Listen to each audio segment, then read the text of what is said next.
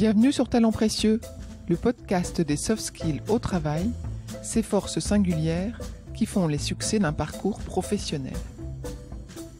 Grâce à un invité différent à chaque épisode, nous cherchons à savoir quels sont les soft skills, autrement appelés compétences comportementales, qui permettent aux individus d'être épanouis et performants dans leur métier et dans leur mission. Je suis Perrine Corvézier. Je suis Amélie Dag. Ensemble, nous avons fondé la société Human Learning Expedition qui produit ce podcast. Vous trouverez les notes de cet épisode ainsi que les ressources et références sur le site humanlx.com, humanlx.com, à la rubrique podcast.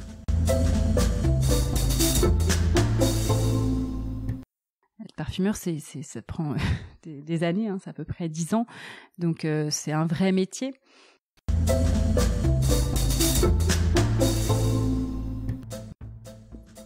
Dans l'épisode que vous allez entendre, je suis reçue par Sonia Constant. Elle est parfumeur, ou née, et également créatrice de la jeune marque de parfum LAK Paris. Vous l'entendrez parler de son métier avec passion, un métier avec peu d'élus. Elle raconte les longues années de formation et les évolutions qu'elle a constatées. Elle explique le processus créatif, sa recherche d'inspiration par le lâcher-prise, l'écoute de son intuition, la curiosité et la confiance en soi. Elle parle de l'importance d'oser, de l'audace même, dans différents contextes. Et en bonus, vous apprendrez ce qu'est la synesthésie. Bonne écoute.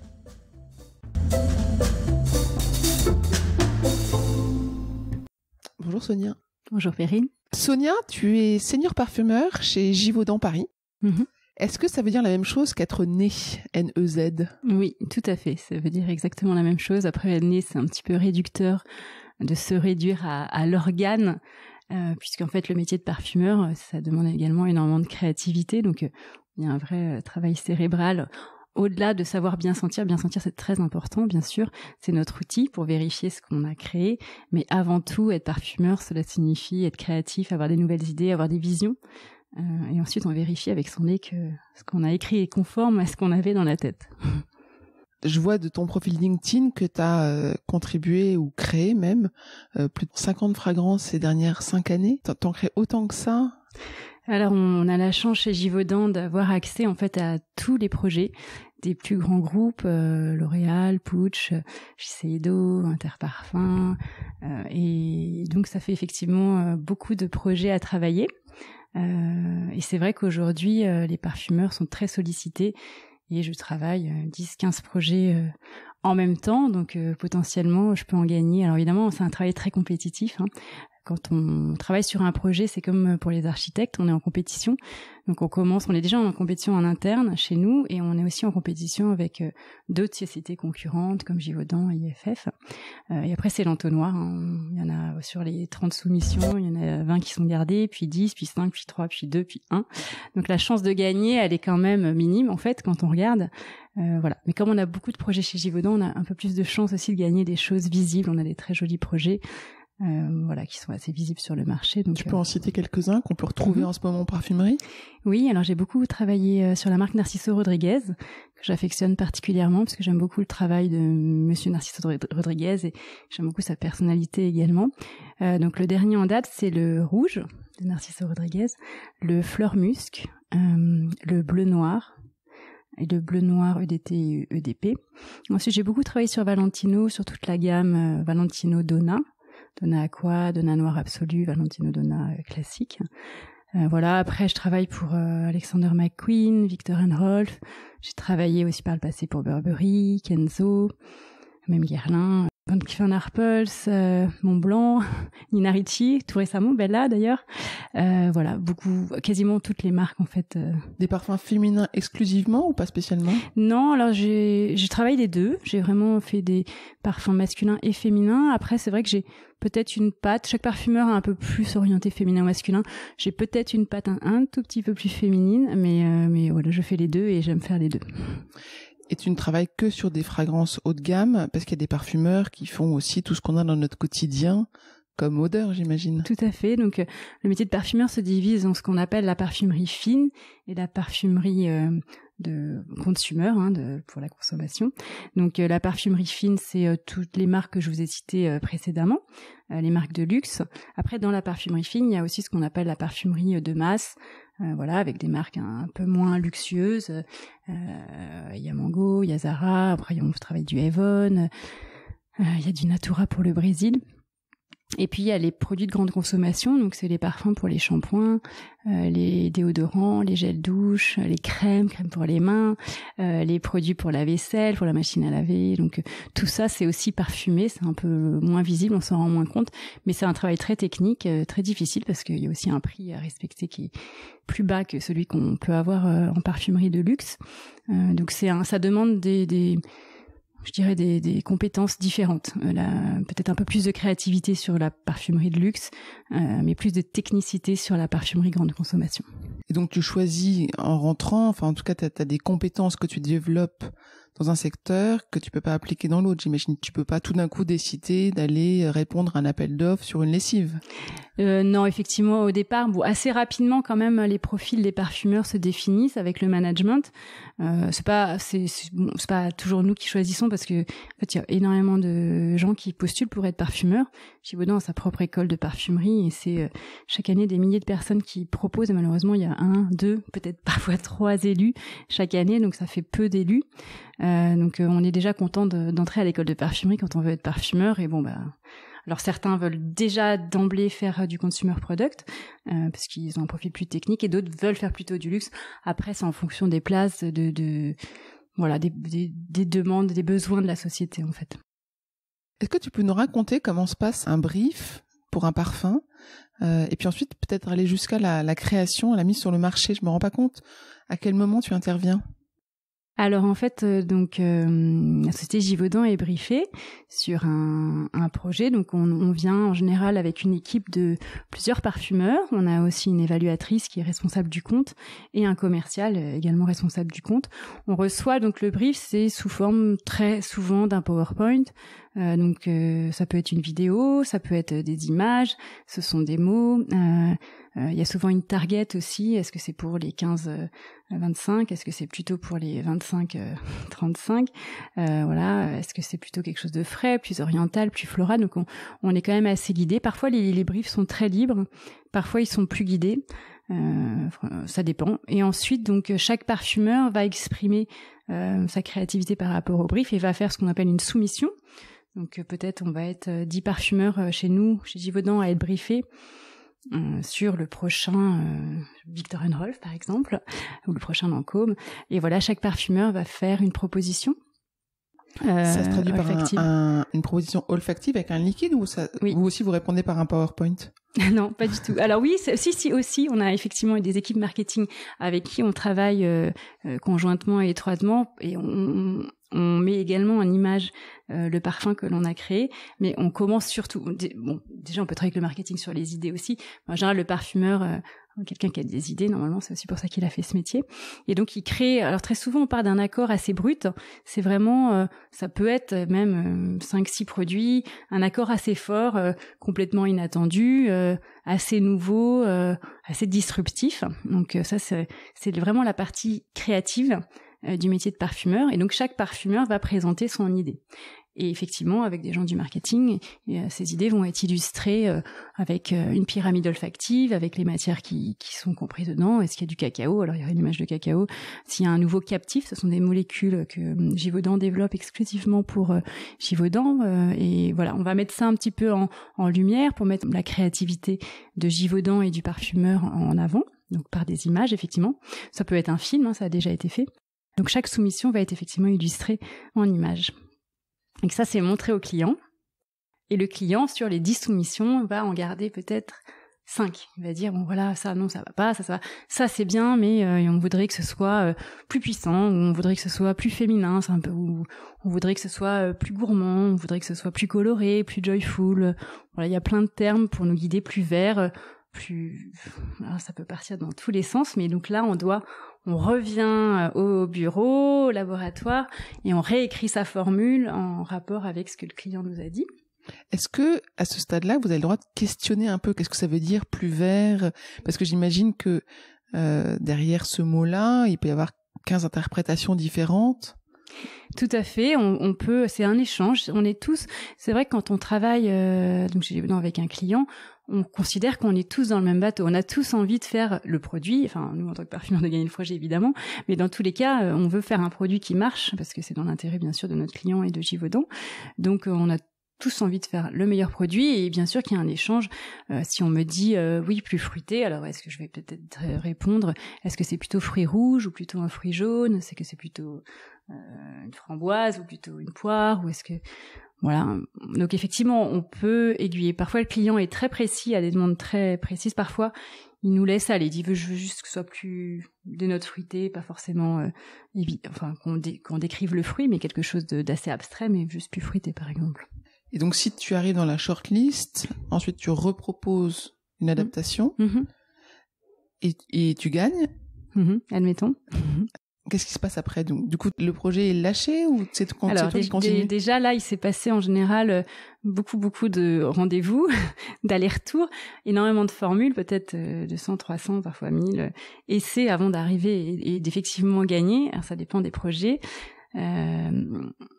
Mais voilà, admettons qu'effectivement on ait gagné le projet, on est au courant du packaging, du flacon. Alors ça peut être aussi un petit peu plus en amont. Parfois on y a accès, ça peut nous aider dans la création du parfum pour être bien en lien avec les couleurs, les formes. Et puis parfois on le découvre au moment où on gagne le projet en fait. Voilà, une fois que c'est mis sur le marché, il y a des interviews avec les journalistes. Voilà, on est assez sollicité au niveau PR, en fait. On voyage, on participe vraiment à la communication du parfum. De plus en plus, on nous demande de faire des vidéos. Voilà, on va parler du parfum devant 50 journalistes. Donc, il y a un vrai travail. Le métier de parfumeur a beaucoup évolué. Au début, il était vraiment derrière dans son labo, dans son bureau toute la journée à faire des formules. Aujourd'hui, on demande aux parfumeurs d'être beaucoup plus visibles et il a plus de casquettes. Il doit avoir des qualités d'orateur, il doit savoir s'exprimer, il doit faire rêver d'une certaine façon dans son discours. Il doit presque incarner la marque d'une certaine façon. Donc on nous demande beaucoup plus que ce qu'on demandait à l'époque en fait. Même si tu es chez un prestataire et chez une marque qui collabore avec plein d'autres marques, on te demande quand même d'accompagner ta création, en fait, de représenter ta création. Oui. Alors encore ça dépend des clients, mais la plupart du temps, aujourd'hui et de plus en plus, on nous demande. Et parfois, on voyage beaucoup. On peut voyager aux États-Unis, au Moyen-Orient, pour aller faire la promotion du parfum. Et en général, c'est très apprécié que le parfumeur puisse se déplacer. Et, les marques aiment vraiment que le parfumeur puisse être là. C'est vraiment un plus. Les journalistes aiment bien avoir le parfumeur. Et est-ce que tu peux du coup être consulté sur le flacon, le packaging, le pack, le nom, etc.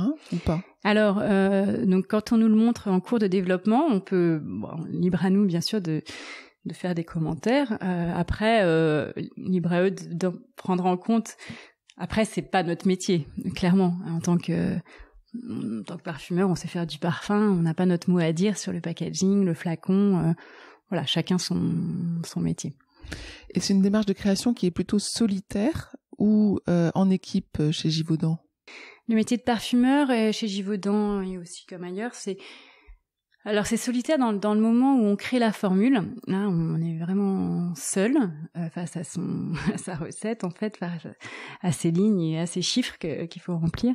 Mais ensuite, dans l'évaluation, on travaille avec une évaluatrice qui sent le parfum avec nous, qui va donner son avis, qui connaît très bien le client, qui connaît très bien la gamme de produits qu'a déjà développé le client, et donc va nous aiguiller.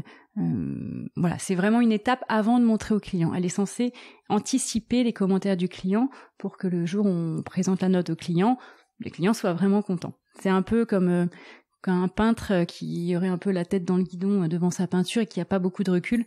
L'évaluatrice, c'est quelqu'un qui rentre moins, qui connaît les matières de loin, un petit peu, elle sait sentir mieux qu'un client, mais moins bien qu'un parfumeur, mais voilà, donc elle peut... Elle a un regard un peu plus loin. Voilà, le parfumeur, quand on a la tête dans le guidon dans ses formules, on voit un peu tous ses Legos, et peut-être parfois on manque un petit peu de recul sur sa propre formule. Et en tant que créateur donc artistique, c'est pas gênant de recevoir des commentaires sur sa création? Alors ça dépend s'ils sont constructifs, c'est bien sûr très intéressant. Il y a des évaluatrices qui ont de très bonnes idées, parfois qui apportent des idées auxquelles on n'aurait pas pensé. En général, elles connaissent bien aussi notre collection ou ce qu'on a fait auparavant. Et parfois, on pense plus que voilà, tiens, j'avais fait ce géant du Jat qui est extraordinaire, je vais pouvoir l'essayer sur ce parfum. Donc parfois, c'est un peu aussi une mémoire. Voilà, c'est on travaille vraiment main dans la main. L'idée, c'est que ce soit constructif. Après, voilà, comme dans tous les métiers, il y a des bons parfumeurs, il y a des mauvais parfumeurs, il y a des bonnes évaluatrices, il y a des moins bonnes évaluatrices. Voilà, après, il faut bien s'entendre, mais souvent, on travaille avec des gens avec qui ça fit bien, évidemment. C'est sûr que sinon, c'est un petit peu compliqué. Est-ce que tu as recours à de plus en plus de technologies pour concevoir, créer ? Oui, alors déjà, on a des captifs, c'est des molécules qui sont créées exclusivement pour Givaudan par des chimistes. C'est des molécules qui n'existent pas dans la nature, donc parce que voilà, dans l'ancienne parfumerie, on ne jouait qu'avec les molécules contenues dans les naturels. Hein. Vous savez qu'un naturel, quand on parle d'une essence ou d'un absolu, en fait, cela contient à peu près 50 molécules isolées. Donc on a accès à des molécules qui n'existaient pas dans la nature. Donc au niveau créatif, voilà, c'est la calone par exemple, ça avait donné naissance à des parfums comme Acqua di Gio, New West, L'Eau par Kenzo. Voilà, l'éthyle maltol, ça avait donné naissance à Angel, et puis bien après La Vie est belle. Donc c'est des molécules qui n'existent pas dans la nature et qui ouvrent le champ des possibles. Donc ça c'est intéressant. Après il y a des technologies comme le Headspace qui permettent en fait de capter d'éviter de couper une plante ou une fleur, donc de préserver la nature. Et c'est un système on met comme un verre, un globe sur une fleur par exemple, et pendant 2 heures il y a un système d'aspiration qui va aspirer les molécules qui sont projetées de la fleur, ça va les emmener sur un filtre, et après ce filtre on peut l'emmener en laboratoire, et avec un solvant neutre on peut récupérer les molécules qu'on va passer en chromatographie, en phase gazeuse, et cela va nous donner les quantités et les molécules que la fleur diffusait. Et donc on va pouvoir recréer l'odeur de la fleur en laboratoire. Et cette technologie, elle permet aussi, du coup, j'imagine, d'avoir la formule de n'importe quel autre parfum ? Oui, alors effectivement en chromatographie, on peut aussi injecter les parfums de la concurrence. Donc ça c'est aussi des choses qui existent depuis fort longtemps. Après, chaque maison a quand même ses propres captifs, c'est-à-dire c'est des molécules que n'ont pas les autres maisons. Donc ça permet de boucler quand même une formule. Et voilà, si plus on utilise de captifs dans une formule, plus le concurrent ne pourra pas la copier. Et ensuite, les naturels. Alors les notes de synthèse, évidemment, c'est à peu près les mêmes partout, ça dépend un peu des qualités. Mais après, il y a quand même les qualités de naturel. Si on utilise une lavande, et notre concurrent a une autre lavande, ça va quand même pas donner la même chose. Donc évidemment, ça donne une idée, et voilà. Mais ça donne jamais, effectivement, c'est jamais aussi beau que l'original, heureusement. Tu m'as parlé à un moment donné comme une chimiste. Qu'est-ce que tu as eu comme formation ? Est-ce que tu as toujours voulu être parfumeur ? Alors effectivement, j'ai fait des études de chimie.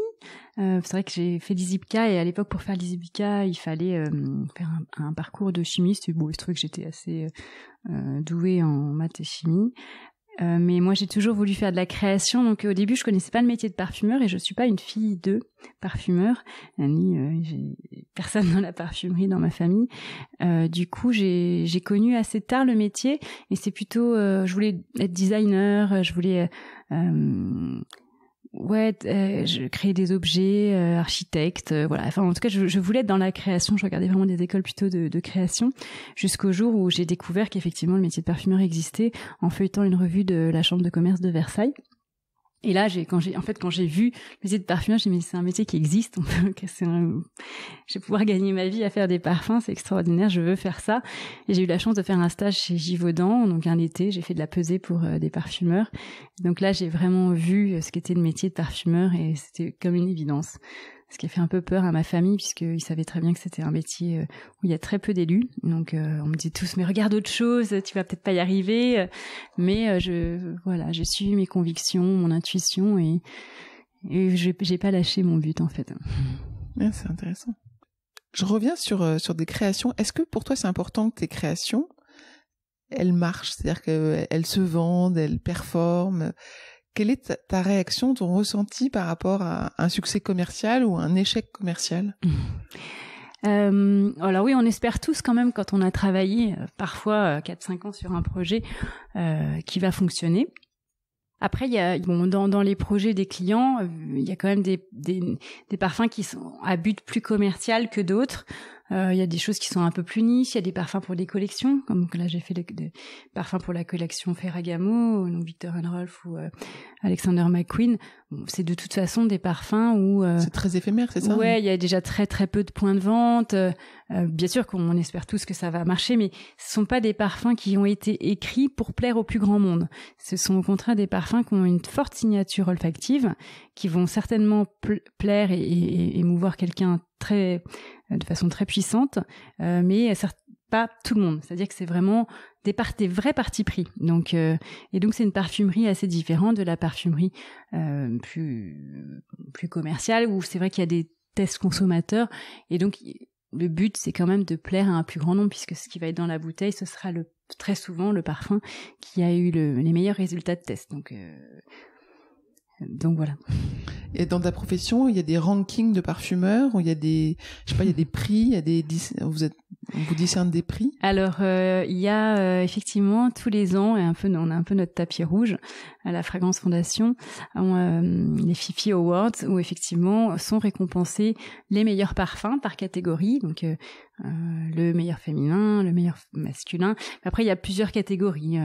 Il y a la catégorie luxe, premium, il y a plus mass market, il y a la catégorie niche. Donc voilà, chaque année j'ai un parfum qui est récompensé dans une catégorie. Et le meilleur féminin, c'est quoi? C'est le plus créatif ou c'est le plus vendu?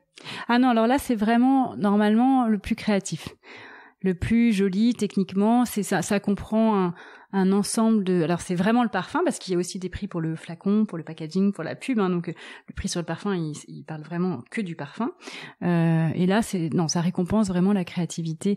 D'ailleurs, c'est pas forcément en lien avec le top seller, n'est pas forcément celui qui aura reçu le prix du meilleur parfum, voilà, dans ces genres de prix. Et qu'est-ce que tu penses de l'émergence des parfums personnalisables? Mais je pense que c'est bien, parce que c'est vrai que faut avoir quand même un vrai budget pour faire ça. En général, c'est pas donné. Quoique maintenant, il y en a vraiment à tous les prix. Mais je pense que c'est bien, parce que il y a quelques personnes qui ont envie de rentrer dans ce processus de création. Après, c'est vrai qu'il y a, voilà. Être parfumeur, ça prend des années, hein, c'est à peu près 10 ans. Donc, c'est un vrai métier. Donc après, quand on a quelqu'un en face, donc c'est pas forcément le métier, je sais pas, hein, moi j'en fais pas pour l'instant, mais je sais pas, est-ce que le parfum sera aussi bon que peut-être quelque chose qui aura été fait par des experts? Ça, c'est pas à moi de juger. Mais voilà, parfois c'est vrai que c'est des prix très chers, et après ça permet de travailler avec des matières premières plus exclusives, plus chères aussi. Donc ça, c'est intéressant. On peut vraiment les overdoser à la demande du client. Ouais, moi je trouve ça intéressant. Je pense que si j'avais eu de l'argent et que j'étais pas parfumeur, je pense que j'aurais envie de faire mon parfum personnalisable. Ouais. Est-ce que tu as déjà refusé de travailler sur un projet? Aujourd'hui, alors j'ai la chance d'être dans une bonne période où j'ai gagné pas mal de choses, et donc je suis très sollicitée par beaucoup de clients, toutes les marques, et moi je n'ai que deux mains, un nez, et je peux pas travailler sur tout. Donc je suis aussi beaucoup sollicitée en interne dans ma société par les évaluatrices, les commerciaux qui veulent que je travaille sur les projets. Donc aujourd'hui, oui, j'ai la chance de pouvoir choisir en fait les projets sur lesquels je travaille. Et tu refuses par rapport à ton temps, mais oui. Pas forcément par rapport aux valeurs. Ah si, déjà, moi j'aime bien les marques de couturiers, donc quasiment tous les parfums que j'ai faits, que ce soit Valentino, voilà, Viktor & Rolf, Narciso Rodriguez, je travaille beaucoup sur les marques de couturiers parce que j'aime bien ce rapport au couturier, à la couture, voilà, ce lien m'a toujours plu. Donc voilà, après c'est vrai que il y a des clients qui ont des goûts qui sont plus en phase avec ce que j'aime bien, donc c'est vrai que voilà, je trouve Narciso Rodriguez fait de très belles choses, par exemple. Tous les flacons sont beaux, les campagnes sont magnifiques. Valentino Donna aussi avait fait une très très belle campagne. Donc c'est vrai que c'est quand même agréable quand le jus arrive dans une belle bouteille quand même. Et comment est-ce que tu entretiens tes outils de travail qui sont ta tête, ton nez, tes mains? Alors, ma tête, je l'entretiens. Alors, je dirais que je l'entretiens en faisant du yoga et en faisant le vide. Parce qu'en fait, quand on est créateur, alors, je sais pas, moi, quand je discute avec des créateurs, je pense qu'on a un peu tous la même démarche. On a un effet domino et je pense qu'on a un effet dans le cerveau avec tout qui arrive en même temps. C'est-à-dire que ce qui fait qu'on est créatif, je pense, c'est qu'on a un flux d'idées qui arrivent en même temps, en parallèle et tout en même temps. Et du coup, ça crée des associations qui sont complètement inattendues. Mais le problème, c'est que c'est en continu. Et donc, il y a des moments, c'est vraiment très fatigant, en fait. Parfois, j'ai juste envie de dire stop, parce que j'arrive pas, en fait, pratiquement à créer tout ce que ma tête me propose de créer. Toutes les idées qui arrivent dans mon cerveau, je peux simplement pas, j'ai pas le temps de les mettre sur papier à chaque fois, et en plus qu'après ce soit pesé par mon assistante. Donc j'ai besoin de faire un break, j'ai besoin aussi de me retrouver. Alors j'ai besoin s'il y a trop de monde autour de moi, j'arrive plus à créer, par exemple. S'il y a trop d'activités, s'il y a trop de bruit, j'ai besoin de faire le vide et de me retrouver dans un lieu où je peux vraiment faire le vide dans la tête. C'est vrai que s'il y a trop de choses à faire, un peu carré à faire dans la journée, faire les devoirs des enfants, il y a plus de place pour la créativité. En fait, moi je parle beaucoup de Big Bang dans la tête. C'est à un moment donné quand le vide, en fait, l'univers a horreur du vide. Donc il y a un effet qui se passe, et c'est pour ça que je pratique beaucoup la méditation. Parce que faire le vide, en fait, c'est très compliqué, ça paraît simple comme ça, mais faire le vide dans sa tête, c'est certainement une des choses les plus compliquées. Et ça demande beaucoup d'entraînement. Mais quand on arrive à faire ce vide, c'est là que les idées lumineuses, l'intuition, en fait, arrive.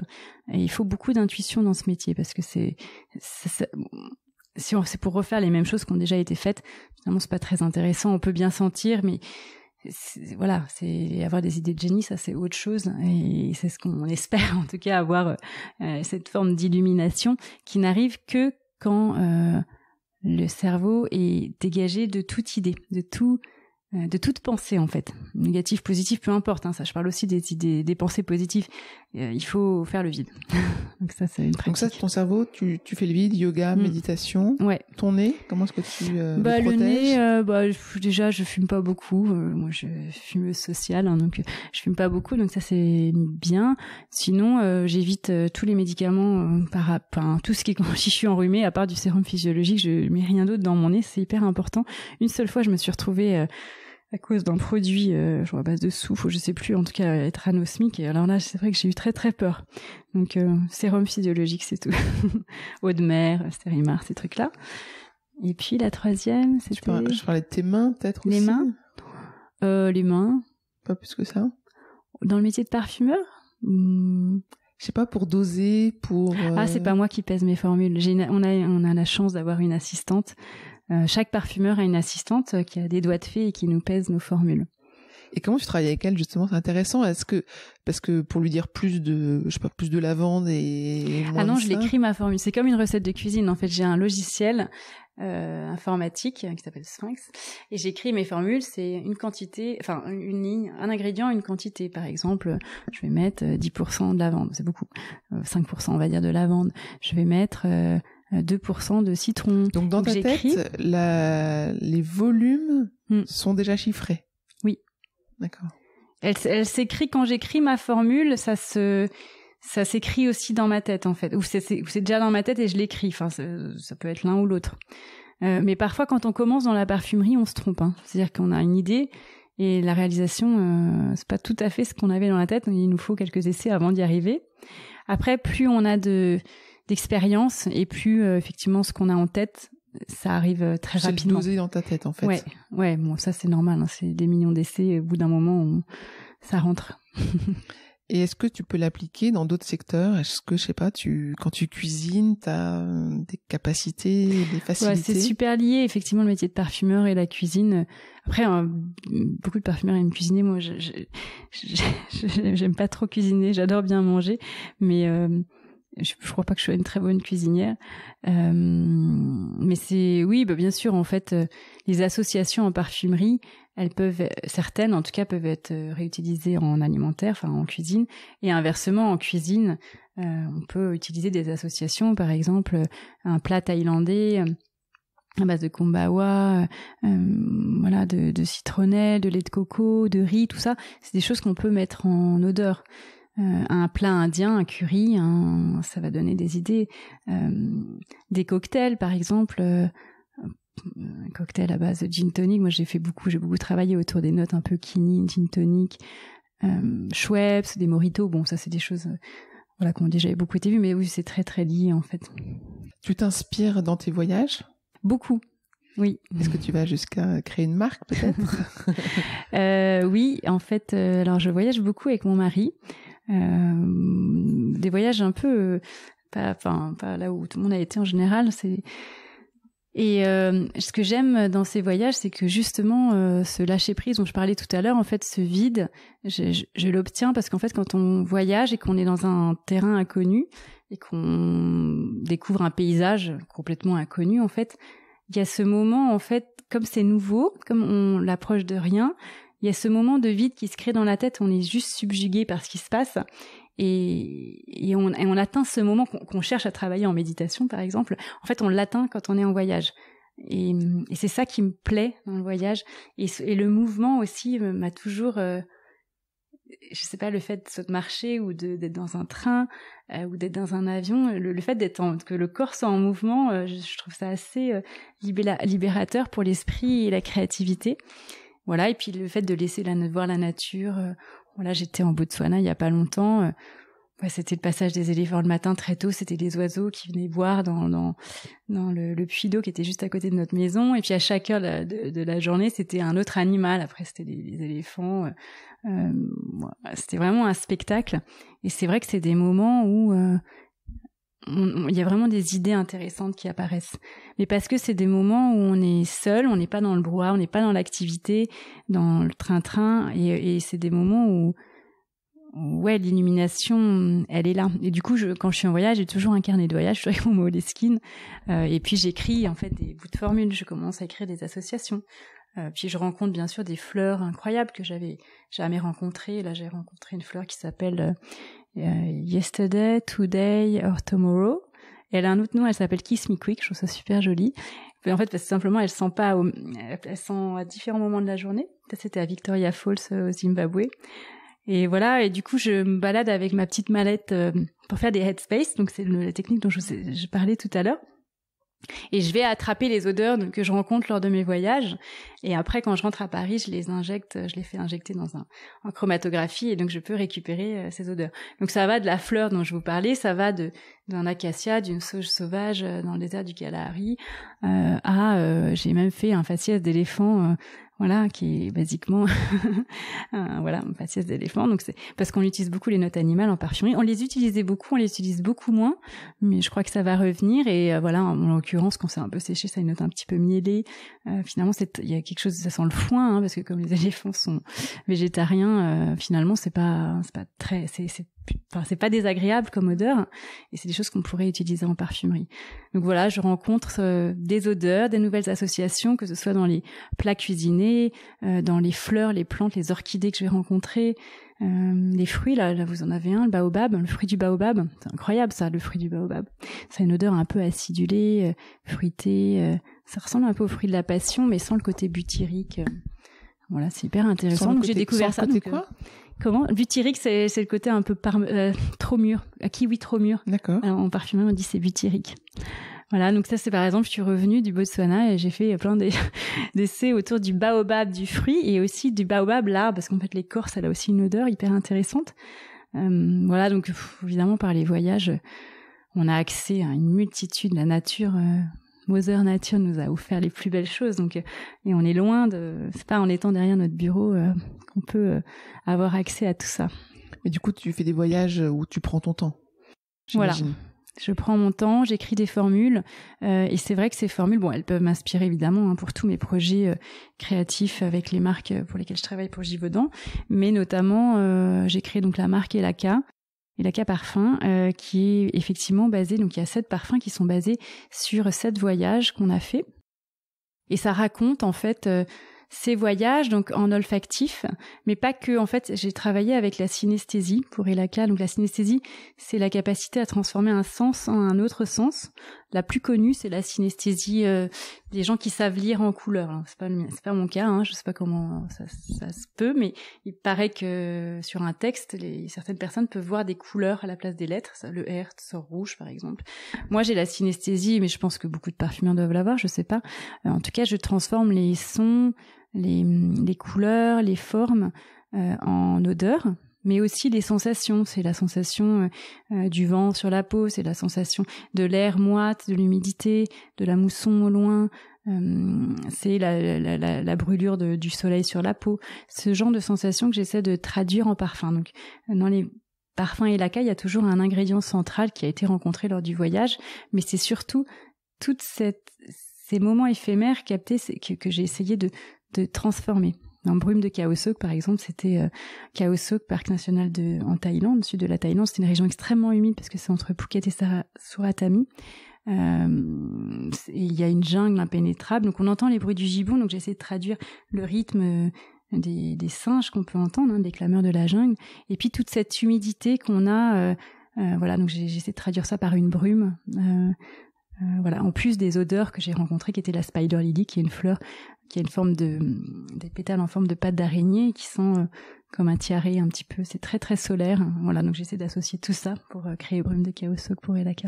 Donc c'est un autre métier de créer une marque. C'est complètement un autre métier et quelque part ce qui a été le plus dur, souvent on me demande finalement c'est pas les parfums parce que ça je savais faire à peu près, mais c'était tout le reste. Mais heureusement, j'ai été accompagnée par mon mari et beaucoup d'autres personnes également qui ont travaillé dessus. Mais c'est vrai que ça a été c'est vraiment énormément de travail. Là, c'est un vrai engagement, mais c'est très excitant. J'imagine que du coup, là, pour le coup, tu peux donner ton avis sur le flacon, le nom, le packaging et tout ça, non ? Ouais. Alors là, on a dessiné le flacon avec mon mari. Le flacon, il a une forme d'appareil photo Leica, parce qu'on est tous les deux, enfin surtout mon mari d'abord, mais moi aussi, je le suis devenu photographe. Le Leica, c'est vraiment l'appareil photo iconique des grands photographes reporters. Donc on a effectivement choisi le plus beau flacon, un bouchon. Alors c'est vrai que moi, je suis toujours un peu déçue des bouchons dans les marques, même de luxe, et que même parfois les prix sont très chers. Et le bouchon, je trouvais trop léger en plastique. Et je voulais un bouchon qui représente vraiment le luxe. Donc on a un bouchon qui est très lourd et qui n'est pas lesté. Lesté, c'est quand on rajoute un poids dans le bouchon pour faire croire qu'il est lourd. Voilà. Donc tout est vrai dans cette marque. Il y a beaucoup d'authenticité. C'est bien moi le parfumeur derrière la marque, c'est bien moi qui ai créé la marque avec mon mari, c'est bien moi qui ai fait les parfums, c'est bien moi qui ai fait ces voyages, c'est bien moi qui suis allée chercher toutes ces odeurs que je ramène dans le flacon et qui ai vu tout ce que je raconte. Il y a beaucoup de poésie aussi dans Elaka, chaque parfum en fait est un poème olfactif, un poème amoureux. Et Elaka c'est un peu en fait, c'est un personnage imaginaire, Elaka. J'ai pas voulu mettre mon nom parce que je voulais que toutes les femmes puissent s'identifier, puisqu'en fait, Elaka, c'est aussi un hommage à l'audace féminine. Et donc, Elaka, c'est un personnage imaginaire. Elle est voyageuse, c'est une artiste universelle. Voilà, faut l'imaginer comme l'habitant des contrées lointaines. Voilà, ça peut être beaucoup de femmes. En tout cas, elle représente des femmes qui vont jusqu'au bout de leurs rêves, qui n'ont pas peur, qui vont jamais en arrière, et ça, voilà, ça illustre l'audace féminine. Le nom Ella, en fait, vient d'Ella Maillard, qui était une Suissesse, reporter, écrivain, grande voyageuse, que mon mari a rencontrée il y a plus de 25 ans. Ça a été vraiment une grande rencontre, et il n'y a pas que Ella Maillard, mais en tout cas, c'est le nom qui a donné le nom à notre marque. Il y a Alexandra Davigny, elle était partie dans cette ville Lhasa dans les années 30, écrivaine bouddhiste. Voilà, elle avait raconté toute cette ville. Elle s'était déguisée en mendiant, en homme, pour aller raconter ce qui se passait dans cette ville, puisque c'était interdit aux étrangers, c'était la guerre. Il y en a plein d'autres. Il y a Amelia Earhart qui avait traversé l'Atlantique, première femme à avoir traversé l'Atlantique dans les années 30. Karen Blixen, elle qui avait monté sa ferme africaine, qui avait ensuite écrit, voilà, qui sont affranchis de tous les préjugés, qui ont en général quitté un milieu assez bourgeois pour aller vraiment vivre leur passion. Et voilà, aller au-delà des préjugés en fait. Donc c'est un petit peu l'idée, l'ADN de la marque Elaka Parfum. Je vois que tu documentes les histoires de ces femmes. Tu fais des recherches, t'es curieuse de nature ? Ouais, Ouais, je suis très curieuse. J'aime beaucoup lire, j'aime beaucoup la littérature, j'aime le mot, j'aime le verbe en fait. C'est pour ça qu'il y a beaucoup de poésie dans la marque, parce que je trouve que c'est magique ce qu'on peut traduire avec les mots. Ça fait rêver. Et ouais, toutes ces femmes, j'ai toujours été impressionnée par ces femmes audacieuses. Déjà, ma meilleure amie quand on était jeune, Marie-Alexandra, elle se reconnaîtra peut-être, elle avait fait le tour du monde, je crois à 20 ans en sac à dos. Elle avait fait HEC, elle avait fait des choses assez incroyables et j'ai toujours été impressionnée par ces femmes brillantes. En plus, elle était belle, elle était brillante, elle était intelligente, elle avait fait le tour du monde. Et c'est vrai que j'ai toujours été impressionnée par l'audace féminine, ouais. C'est quelque chose que tu as l'impression d'avoir aussi, toi, l'audace? Est-ce que tu le mets en œuvre avec ta création de marque, par exemple? Oui, déjà avec la création de marque. Bon, déjà avec mon métier, parce que par rapport à ma famille, c'est pas du tout un chemin qu'on me destinait.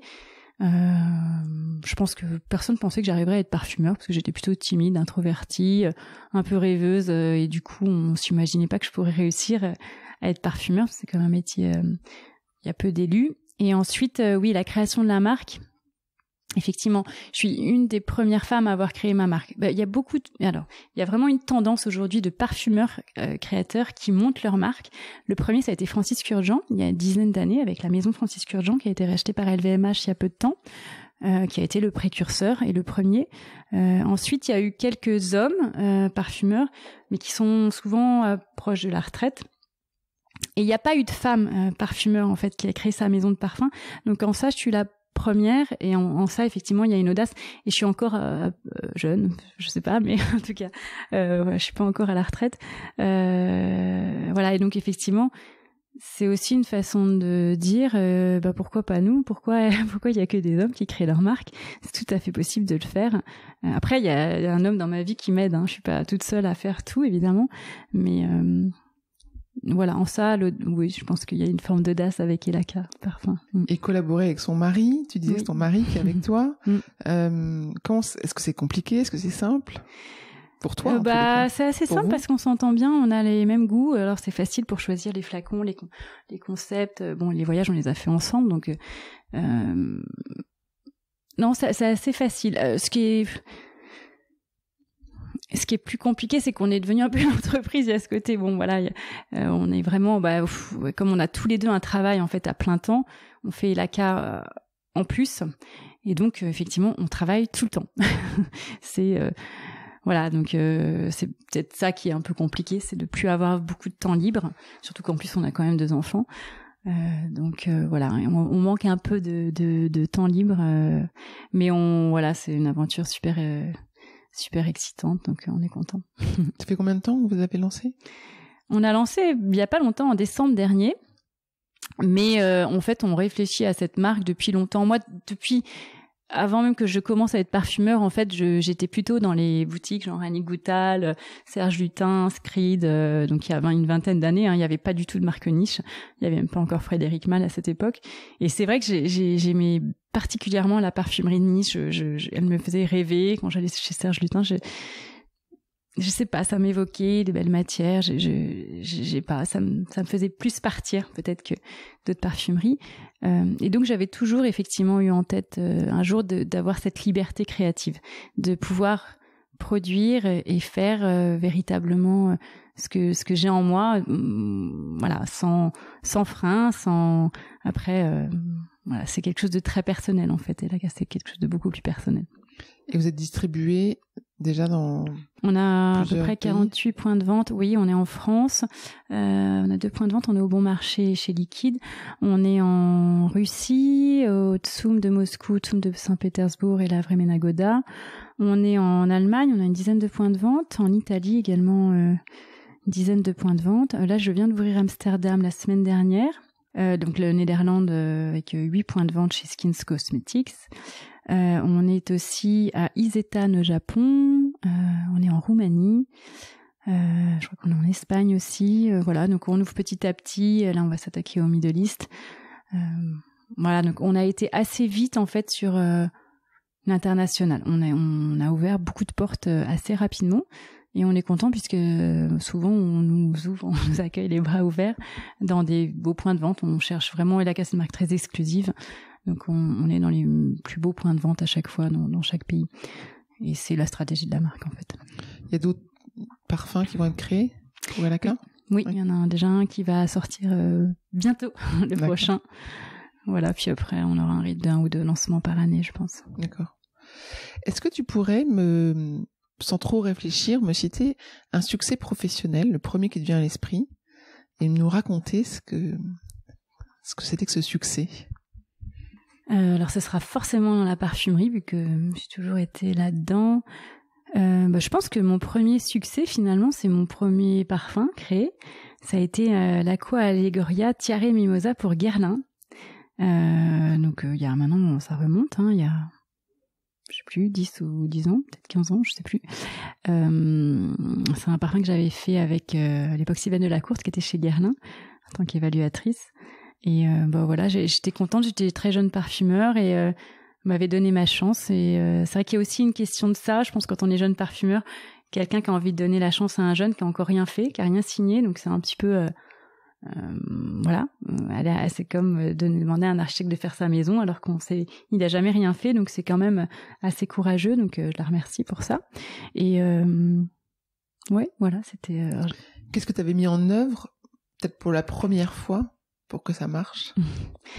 Beaucoup de travail. En fait, le métier de parfumeur aujourd'hui, ça suffit pas d'être créatif seulement. Ça suffisait à l'époque où il y avait que quelques lancements par année.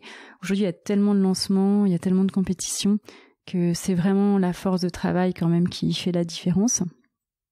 Et c'est suivre ses intuitions, c'est croire en ce qu'on fait. Et c'est suivre ses intuitions. Je crois que c'est vraiment important quand on a une ligne directrice. Moi, très souvent, les projets que j'ai gagnés, il y a quand même des projets où j'ai l'impression d'être guidée. Alors moi, je suis assez spirituelle, mais il y a quand même des projets où, d'une certaine façon, on est guidé. Mais il faut se laisser guider et il faut être sensible à au-delà des choses un peu invisibles et qui font que on fait les bons choix, en fait. Et il y a des projets où je sens ça et des projets où je le sens moins. Et pourtant, je vais travailler autant, mais les projets où je sens que je suis guidée, très souvent, ils arrivent au succès. Mais c'est une approche très spirituelle. Et est-ce que tu penses que tu peux travailler et développer cet aspect d'écouter son intuition ou de mieux se connaître ou s'écouter soi-même? Justement, encore une fois, par une pratique du yoga et de la méditation. Là encore, c'est aussi des choses qu'on évoque dans la marque Elaka Parfum, puisque c'est l'idée de retrouver son moi profond, pas celui que la société a voulu pour nous, celui que notre maman ou notre papa, si bien qu'ils nous aiment, mais c'est encore vraiment ce qu'on est au plus profond de nous, qu'est-ce que notre âme nous dit de ce qu'on est. Et en fait, ça, on arrive à être en connexion, justement, lors de méditation. Pour moi, c'est des expériences assez fortes où on peut être en communication, justement, avec son moi profond. Et c'est là qu'en fait, on sait ce qui est juste et ce qui est pas juste, en fait, mais non, pour plein de choses, pas que pour la création, mais je crois qu'on a tous une petite voix. Alors moi, je me disais toujours quand j'étais petite, mais je savais pourquoi j'ai pas écouté, je savais pas ce que c'était que cette petite voix quand j'étais petite. Je me disais, mais c'est bizarre parce que je sais, à chaque fois que je me trompe, c'est quand j'ai pas écouté ma petite voix. Et maintenant, j'ai compris que ma petite voix, c'était mon moi profond, en fait, tout simplement. Et donc maintenant, j'écoute beaucoup. Et quelques fois où j'écoute pas, ça rate pas, je me trompe. Mais parfois, on est têtu. Mais suivre son intuition et savoir s'écouter. Mais ça demande de lâcher prise et de pas forcément toujours écouter les autres. Si bienveillants peuvent être, ça veut pas dire que les autres vous veulent du mal, mais c'est juste que on sait soi-même ce qui est bon pour nous en réalité. On sait au plus profond de nous le chemin et ce qu'il faut faire, mais la plupart d'entre nous, et je me mets dedans, on n'est pas capable d'entendre, on n'est pas capable d'écouter, mais en fait la réponse elle est là pour tout, mais c'est juste qu'il faut être présent à soi-même, je crois. Mais du coup, quand tu te mets en situation de création, je t'imagine du coup avec un tapis par terre dans une salle cloisonnée, sans odeur. J'aimerais bien, mais malheureusement, le contexte n'est pas du tout comme ça au bureau. C'est quand même beaucoup d'activités, beaucoup de monde, mais c'est ça qui est compliqué justement à gérer pour moi. Et effectivement, pour moi, c'est pas la meilleure façon de créer, mais c'est un contexte avec lequel il faut faire avec. Mais c'est vrai que c'est un contexte, en tout cas pour la marque Elaka, où je travaille complètement différemment en fait. Je travaille beaucoup plus dans cette intuition et j'attends rien. Enfin, je me mets pas d'objectif en fait. C'est vraiment c'est très bouddhiste comme approche, mais c'est vraiment d'être dans l'instant présent, de faire du mieux qu'on peut dans l'instant présent, mais de pas projeter des choses, parce que finalement, je pense que si on est dans l'instant présent et qu'on fait toujours du mieux qu'on peut, on fait toujours juste en fait. Pas toujours mettre des objectifs qui en fait cassent la créativité, parce qu'elle frustre, il y a la peur qui paralyse en fait. Dès qu'on a des objectifs, là, le fait d'être, ça c'est propre aux créatifs, hein, on est complètement, je parle des vrais créatifs, à partir du moment où on a des objectifs trop forts ou qu'on nous met une pression, on n'arrive plus à produire en fait. Ou on produit des choses mécaniques, et donc on va produire, mais ça va être bien, ça va être joli, mais ce sera pas le génie. Le génie, il vient quand on est dans le lâcher prise, et il vient quand on a ces moments de temps, ces parenthèses en fait. Le silence. Qu'est-ce que tu donnerais comme conseil à un jeune ou une jeune qui voudrait être parfumeur, qui rêve d'être parfumeur? Qu'est-ce que tu pourrais lui dire?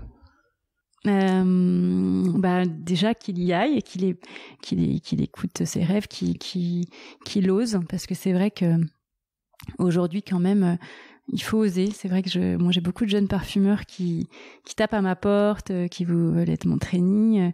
Et bon, j'ai pris un trainee et finalement, c'est vrai que celui que j'ai pris, c'est celui qui a le plus osé. Parce que je me suis dit, mais dis donc, celui-là, il a vraiment envie et ça m'a touchée, en fait. Donc, qu'est-ce qu'il avait fait pour te démontrer son envie? Il avait écrit sur LinkedIn, mais comme plein d'autres. Mais il avait un nom que je connaissais, donc ça m'a un petit peu parlé. Et après, c'est vrai qu'il a vraiment été très tenace à m'écrire beaucoup, à me poser des questions sur ce que j'avais fait, sur mes parfums. Il était très curieux de plein de choses, du métier de parfumeur. Donc c'était beaucoup de questions, beaucoup de voilà. Et je sais pas, ça m'a touchée. Ça a été récompensé. Ouais, en tout cas pour lui. Mais faut oser, faut être curieux. Il faut pas avoir peur. Et c'est vrai que pas de place pour les timides, entre guillemets, et c'est un peu triste parce que ça veut rien dire, c'est pas parce que quelqu'un est timide et ose pas qu'il est moins bon que quelqu'un d'autre, mais quand même ça démontre une vraie envie, je pense, quelqu'un qui va y aller, qui va pas avoir peur et qui va montrer son envie. Ouais. L'exprimer. Ouais. Oui, l'exprimer. Et quelqu'un qui rentre sur le marché du travail de manière un peu plus générale, qu'est-ce que tu lui donnerais comme conseil?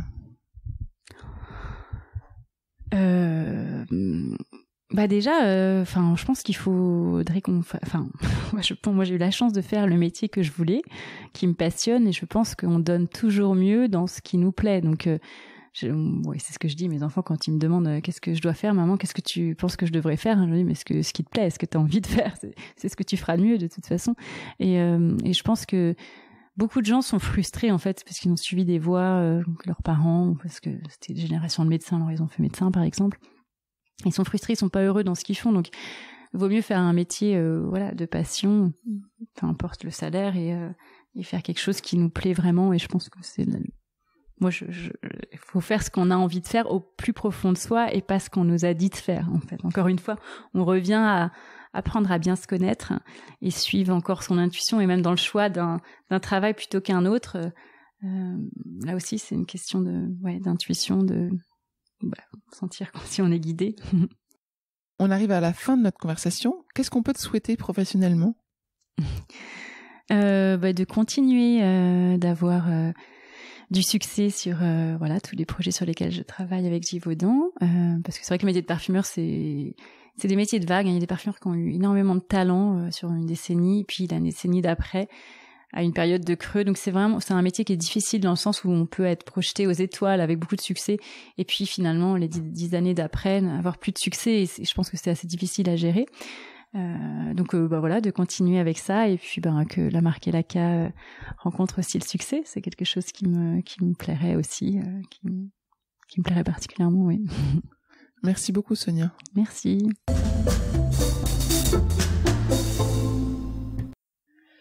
Nous espérons que vous avez apprécié ce podcast autant que nous avons aimé le préparer et l'enregistrer. Si vous aimez Talents Précieux, Le meilleur moyen de le soutenir est de laisser un avis 5 étoiles et un commentaire sur Apple Podcast. Cela permettra à d'autres de le découvrir également. Abonnez-vous à Talents Précieux, vous serez ainsi notifié des nouveaux épisodes. Talents Précieux vous est proposé par la société Human Learning Expedition ou HLX.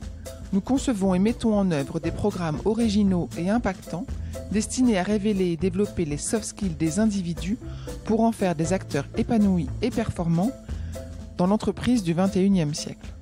Pour en savoir plus sur HLX, connectez-vous sur humanlx.com ou suivez-nous sur Facebook, Instagram, sur LinkedIn ou sur Twitter. À bientôt pour de nouveaux épisodes.